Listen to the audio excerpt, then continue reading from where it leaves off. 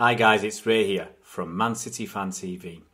Today I want to talk about a young guy called Daniel Arzani. Now he's a City player and I'll tell you a little bit briefly about his history. He's 19 years old, he's an Iranian-born Australian player. Now he was playing in Australia, I think he was at Sydney FC, and in 2016 he moved to Melbourne City FC. Now Melbourne City FC, as some of you might be aware, is part of the City Football Group. Now the City Football Group consists of Man City as the head of the tree, let's say, or top of the pyramid, and then we've got several other clubs and teams around the world where we own them or we've invested in them, such like we have New York City FC, Melbourne City FC, Girona, and we have an investment in Yokohama Mariners in Japan, Club Atletico Torque in Uruguay, and there's rumours in the last couple of days actually that we're looking to buy a Chinese club. I know we've been looking I think for a year or two in China and India and other places around the world. So it's very interesting when clubs around the world, part of the City Football Group, get a new player, because there's always a link to City. And we suggested this, I think, early in the summer, that Arzani may end up moving to Manchester City, and that's exactly what happened. Now, Arzani, he's a winger or an attacking midfielder. And back in Australia, I think played in half a season in the first team of Melbourne City. He did so well that he won an award down there in Australia, the Harry Kewell Medal. And I think that's for the best young player of the season. And he only did it in about 16 or 18 games or whatever. It was not even half a season. So he must have really, really impressed then. He went along with the Australian squad to the World Cup. In fact, he was the youngest player at the World Cup, and he played in all three of Australia's games. Came on as a substitute in all three of their games before they got knocked out at the group stage. After that, I think he took a little time off. Then he came to London with his agent to sort out his future. Now, his future was that in early August, I think 9th of August this year, he transferred to Manchester City, and we were wondering where was he going to go, because there was no way, in my opinion, regardless of how good he could have been and what his potential was, and he had this wonderkid tag attached to him, he was not going to be figuring in the Manchester City first team immediately. And it was really just a matter of where he went out on loan. And personally, I think I said at the time, I can just see this as another opportunity for City to get a cheap player from overseas, get him over here, get him out on loan for a year or two, and sell him for, like, 8 to 10 million quid. We did the same with Aaron Moy. He followed a very similar path from Melbourne City FC to Man City, loaned out to Huddersfield in the Championship, and sold a year later for about 10 million quid.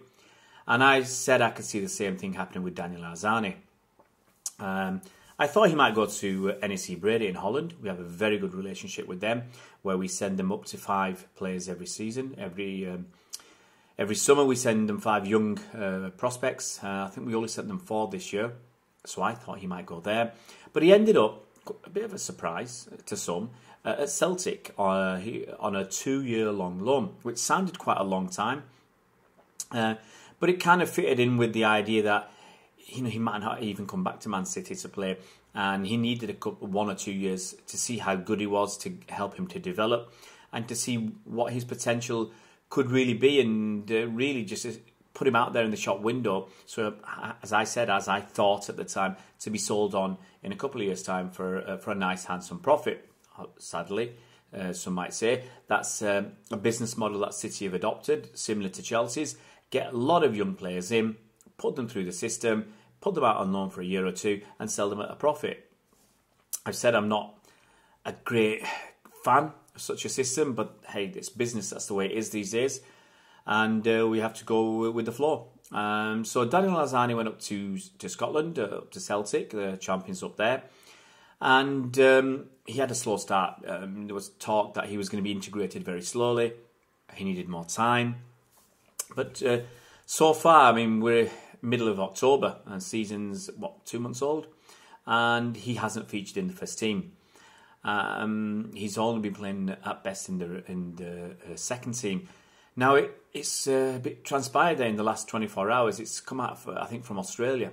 that City have actually got a clause in the loan agreements with Celtic that they can basically bring him back if he doesn't figure in the Celtic first team by December. So I think that's probably a very, very good idea, because what you don't want, especially on a 2-year loan deal, is a player to go and not feature at all. And we've had that before, where players have gone out somewhere and they spent a year at a club and not featured at all, or featured very infrequently, and not enough to make the loan worthwhile for either party, for the player or for City. So I think it's very reasonable that we have this agreement to bring him back if we want. So Celtic have only got 6 weeks left, I think, in which to integrate him into the first team. Now, obviously, we don't know the ins and outs of the clause. We don't know, does he have to be playing regularly? Does he just have to feature? Does he have to start a game? Does he, even if he comes on for 30 seconds as a sub at the end of a game, is that enough not to trigger this potential bringing him back, so to speak?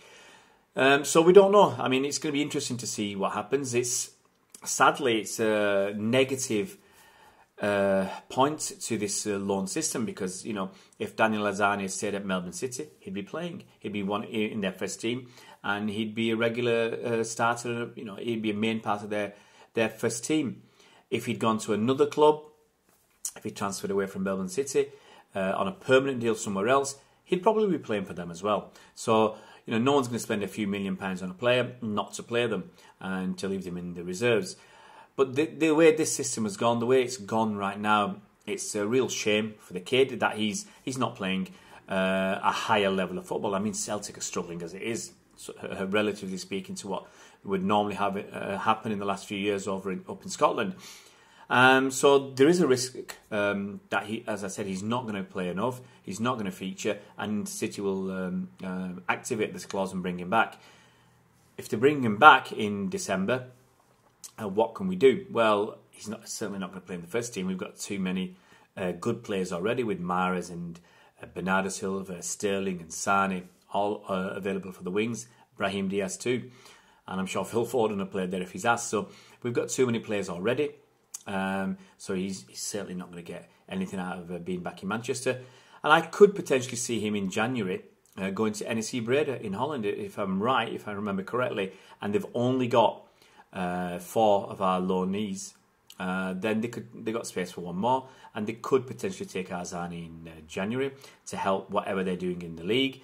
Whether it's the wrong time for him to go, well, in January to them, maybe they don't want him. Maybe they feel he'll unbalance the team, or they might feel pressure to play him. Who knows? But as I said before, it's a massive disadvantage of the loan system for the player. I don't think Arzani is developing the way he should have done in the last. It's only been a couple of months. Give it a bit more time.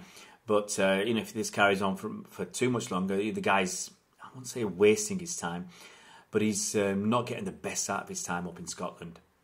Guys, if you haven't already subscribed to our YouTube channel, if you can just click the red button down below the video, you'll subscribe. It'd be great for us. We're trying to get to 4,000 subscribers before the derby. So I think we're 150 or 170 short right now. So I think we've got a couple of weeks to go. So all your help to get us to that 4,000 would be greatly appreciated. And if you like the video, please click like. It's always nice when people like the work that we're doing. And comment. Please comment below in the comment section, about Daniel Arzani, about other kids, about the way we're using the loan system. And we'll try and respond to all your points. See you around, Blues.